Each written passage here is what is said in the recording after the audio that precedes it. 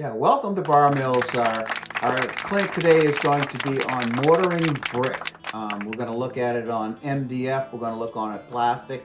We're going to look at the materials we need, how to do it, how to weather it. Real simple, easy, quick way to do it.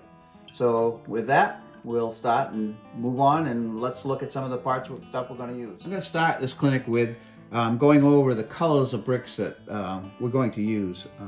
Depending upon the area in the country that you live, we're going to have red brick or orange brick or dark red brick. It all depends upon the clay that's used in the brick. I like the orange brick because it kind of represents an older brick.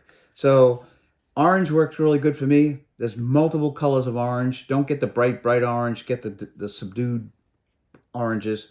And you can start with just painting your whole section of your brick with just one color. The other option you can do is, I don't know if you can see it on this one, but you might be able to, is I put it on here with a brick. The brick layer first is orange, and then I'm going to take a sponge and I'm going to put some reds over it lightly, so it's not one uniform color. Real simple, real easy, don't go crazy, but it just gives you not a uniform color, but a multiple of colors. Once you get your overall color, you can see on this little piece we've done this. This is with the original natural color of the material. This is with the orange. We've gone back and painted a few of the bricks a different color, usually a brown, a darker brown, or things like that. And this would be mostly on the back of the building, not on the front so much, because front of the building would be the good bricks, on the back of the building would be cheap bricks. So what I've done is gone over and put a kind of a model here and there of these brown bricks. And then once we put our mortar over the whole thing, you'll see how those colors pop out. Next brings us the mortar, that color between the lines that we're going to do. What I'm using here is a lightweight spackle. It's an acrylic spackle. There's a lot of different ones out there. This one happens to come from the dollar store. Again, it's $1.25 for this same size that if you go to the big box stores, you're going to pay $6 for it. And I think this inexpensive stuff kind of lasts longer in the tube. It's a paste, kind of a thick paste, almost like a soft plaster, and it goes on very easy. It comes with 5 applicators, 1, 2, 3, 4, 5. They work really well, and they clean up good. So let's put some on, and I'll show you what it looks like. The acrylic stuff is like a soft paste, and what do is I just grab a little, sometimes on my finger, like this. Then we're going to take it and we're just going to rub it in like this. All right? Rub it in. And then I'm going to rub as much as I can of it off. Just like this. You want to make sure that the paint underneath this is dry so it does not breaking down the paint. And that's how fast you can mortar the whole wall. The nice thing about this stuff is that once it dries, you give it a chance to dry, we can then use some ink and alcohol and stain it. So if I want a dark mortar, I can do a dark mortar. If I want a light mortar, I can keep it light. The next step we're going to talk about is weathering the brick. You can leave the brick alone if you want and just leave it with the, the blah, plain brick look. But I think a little weathering doesn't hurt.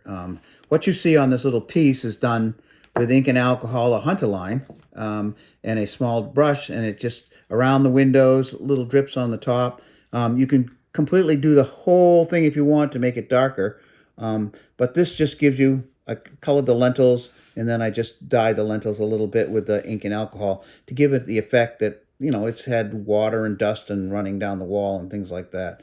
Very simple and very easy. The other effect I found that this is very interesting.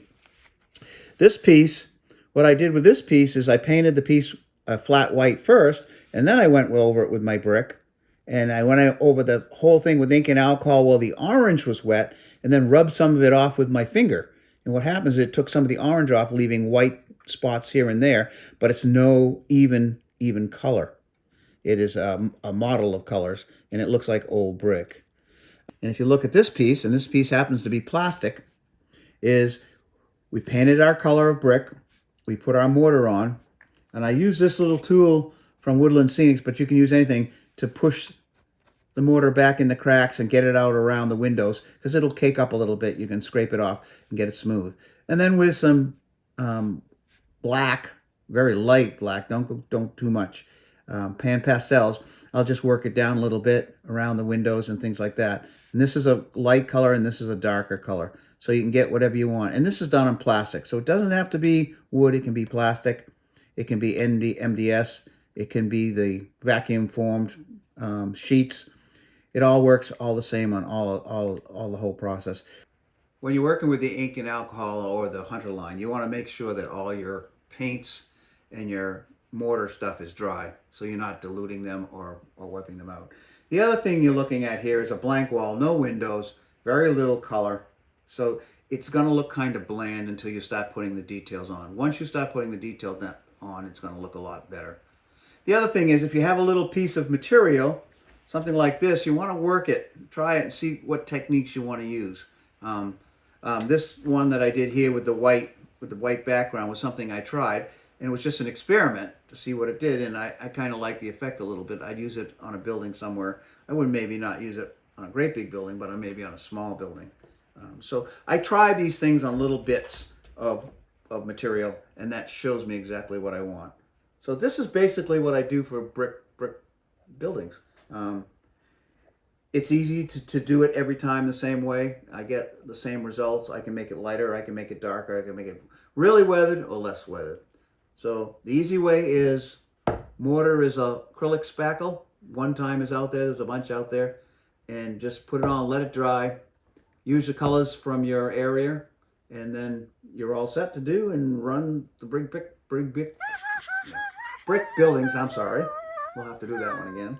And then add your details and you're going to see it pop. So this is a quick overview. This isn't the only way to do it. This is the way I like to do it. Kind of makes it easy. Remember, the one-time spackle is easy to get, easy to work with. You can actually get it off if you have to. You can scrape it off. So you remember that you want to get the spackle. You want to use the color of the paint for your area or the country, for your brick colors.